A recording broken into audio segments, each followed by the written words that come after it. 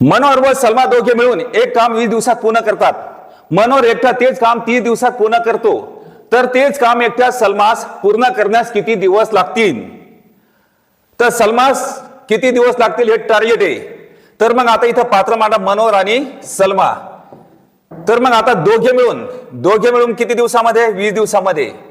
तर मग आता मनोहर एकटा किती दिवसामध्ये? 30 दिवसामध्ये.